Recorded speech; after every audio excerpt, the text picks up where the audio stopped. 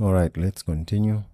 So now let's start working on the email sign-in. Okay, so to test this, first of all, we need to test how it works. So we need to create an email. Okay, so for that, first we need to go to our Firestore. Let's minimize this, and then we need to go to build and then authentication here.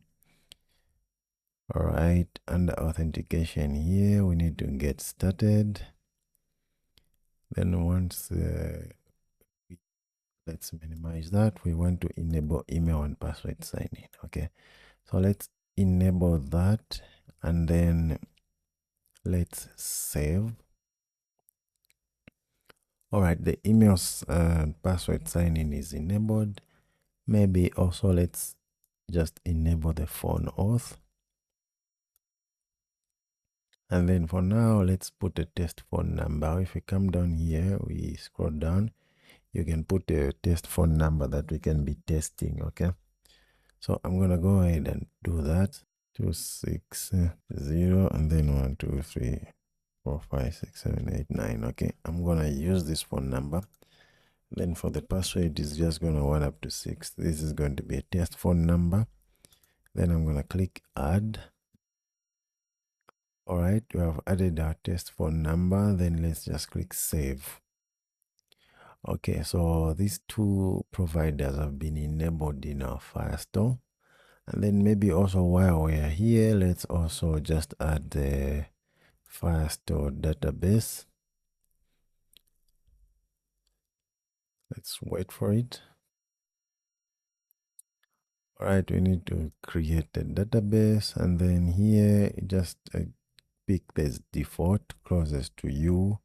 Then we can click next, and then here we're going to start in production mode. Let's create. Okay.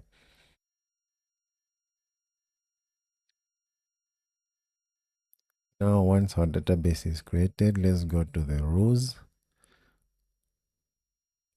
Then here let's just check. Here, let's change this to if a request dot auth does not equal to now. Okay, which means we are only allowing access for authenticated users. Okay, great, that is done. Let's also create the storage. So this is going to use the same location as the database. So let's do the same in standard mode. Let's click done.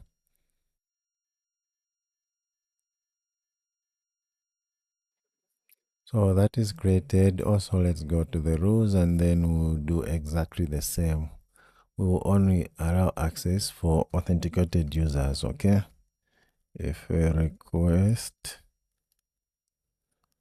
dot auth does not equal to now. All right, let's publish. Okay, so this side is done. We have enabled authentication and also added Cloud Firestore and storage. Let's go back to the application. Now in the application here, we need to, first of all, let's see what happens if we sign in. Okay, so let's bring up our application, and then because here if we try to sign in, for example, I'm just gonna use one of my emails and then see if see if I will be able to sign in, because I haven't created any account. I'm just gonna try to sign in here. All right, so let's give it a try. All right, and then I sign in. You can see that it's giving me an error, but now let's try to register. I'm gonna click on register here. So okay, this let's just say not now. So here on register, now I'm gonna try to register with that same email. All right, now it wants me to confirm the password. I'm gonna confirm it, and then let's register. So you see what's happening here. It's just loaded and then stopped. Looks like registration is done. Okay, but it does not show us anything here. All right, let's go to Firestore and find out. If we go to authentication, you can see that I have registered with this email that I've just put. Okay, But here there is nothing that shows me that I have registered. These are now the same customization that we need to do. Okay, this is just basic because if I register, it's supposed to maybe show me a snack bar here and then take me back to the login screen so that I log in. Okay, right now I have registered, but the application is not showing us anything. These are the things that we need to do. Okay, great. So now you understand the logic here. All right, so now let's go back to the application and then start changing things here. All right, so the first thing that we want to make is the app bar that we're going to reuse to show everywhere. Okay, or if something has happened. Okay, we want to create the reusable reusable snack bar. Okay, so for that, let's also create another folder here. So here, let's call it utilities. Okay, we're gonna call it utilities, and then in the utilities here, maybe let's get I'm gonna call it global widgets. Okay, yeah, in this global widgets, I'm gonna put the snack bar. Okay, so class global widget is going to be like that. Okay, so first I'm gonna get the context. Okay, context, so this is going to be build context. Did I put a space there like that? Then let's have a constructor for that context, which is going to be that. And then now let's have a snack bar. So yeah, this is going to be a snack bar like that. Void is snack bar. It's not going to be like that. I want to require something. Okay, so here let's require first of all a string, which is going to be a message, and then what, maybe let's also have a color, which can be now. Okay, so I'm gonna call it background color. Yeah, background color like that. Then we have to create the snack bar here. All right, so we have a scaffold manager context and then snack bar, and then the content is going to be that text, so that message. Let's maybe put it in alignment to center, text aligned, the text aligned dot center, and then yeah, maybe let's change this to content so that yeah, it suits that. And then we can also have the background color. So here, maybe what else we can do, we can put the duration. Okay, let's show it for maybe 2 seconds. Okay, and then the background color, we need to check. If it is not there, we're going to put colors dot black, which is going to be the default. All right, just like this, we have a snack bar that we can call, and then we can also put other widgets that we are going to use globally here. All right, so I'm gonna save this, close that, and save. All right, now the next thing is we need to go to, let's create also another class to handle all these auth screens. Okay, so yeah, let's where I'm going to put that class, let's see. Maybe let's go inside the utilities again, and then let's do auth screens dot dat. All right, so here let's have a class which is going to be auth screens. Okay, So here, this is where we're going to put all our auth screens, and then we should also now get started over here. All right. So the first one, of course, is going to be the sign-in screen. Okay, so let's create the static method here. This is, of course, is going to be a widget. So here, let's put the a sign-in screen. Okay, build sign-in screen. All right, because we want to be able to access it from anywhere. Okay. So here we need to call build context, and then we're gonna call context. Now here, instead of that scaffold, we want to return the sign-in screen. Okay, sign-in screen. All right, let's close it out. And then now here, what we want is first of all the providers. So we can go back in the main.dat and then just copy this, then come back here and then paste the providers. Okay, now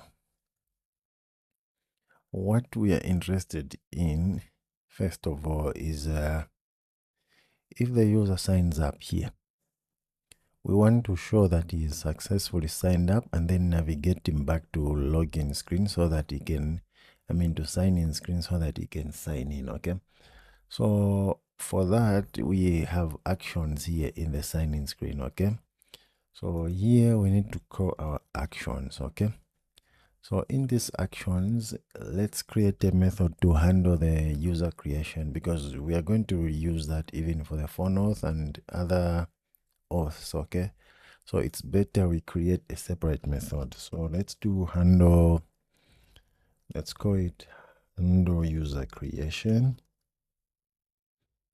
It's going to be a method like that. Okay, yeah, this is going to be a method like that, and then let's create this method. Okay, so right after here, let's create that handle user creation. So this is also going to be a static we're going to call our auth state change action. Okay, auth state change action like that, and then here we need to call user created. This is coming from our package Firebase Auth UI. Okay, now here we need to call now this method, which is that we'll handle it like that. Okay, now inside here, this is the method now which is going to be handling here after we register. If the user is created, this method is going to run. Okay, so what we do here is there's no need to even check if the user is not now here. We simply want to navigate him back to the sign-in route. Okay, so let's see if we come to the home screen here, we don't have a sign-in route here. All right, so let's simply put it constant dot okay, so the sign-in route is actually here. Okay, it's this same one. Okay, it's here. We have a sign-in route. So call our method here. Instead of calling sign-in like this, what we want to do is remove this and then go auth screens. This one dot build sign in. Okay, build sign in, and then we're gonna call context. Okay, just like this. Now we are calling this method. Okay, now here we want first to navigate back to sign in. Okay, so let's say navigate back to sign in screen. So here we're just gonna call navigate dot push named. Okay, push replacement. We want to say push replacement named. Okay, push participant named, and then here on the route we call our constants dot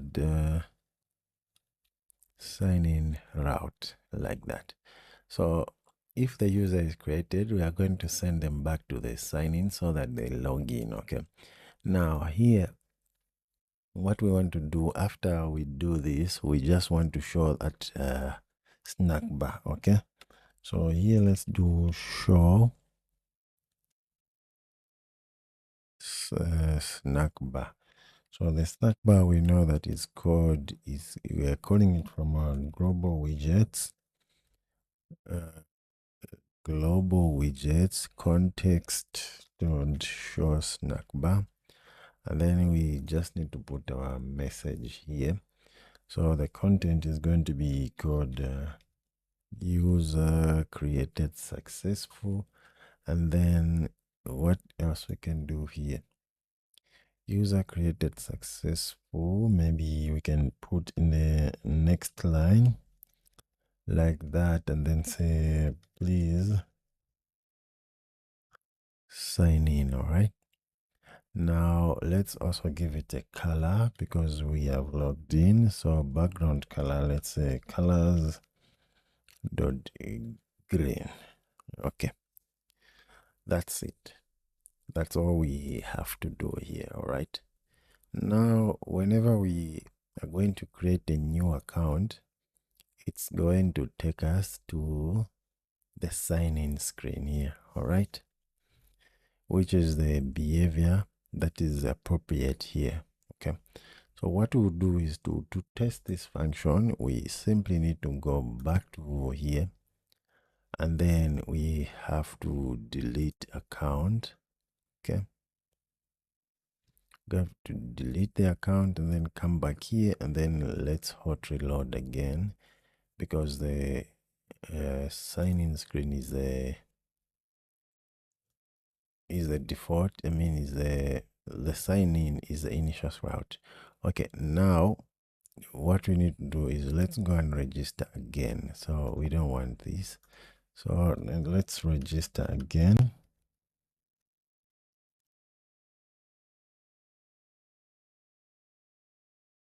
And then I'm gonna put my password. Then I'm gonna put confirm again. Then I'm gonna try to register. You can see that now it says that we have logged in, and then it's taking us back to sign in. Okay, now when we sign in, it's going to sign us in. Okay, so again, let's try to sign in now. So next, now let's try to see what happens. So let's say, okay, did I miss something? Okay, yeah, I missed something on the email. All right, let's try it. Okay, you see, now we have signed in, but now again, once again, we have signed in, but nothing has happened. Okay, which means we need to do more. The same things we have done in the sign up here. All right, great. So let's do that in the next video. Right now, after we sign up, it correctly takes us to the sign in screen. Now, if we sign in here, nothing is happening, but the application knows that we have signed in, because here, if we reload again, we are going to find that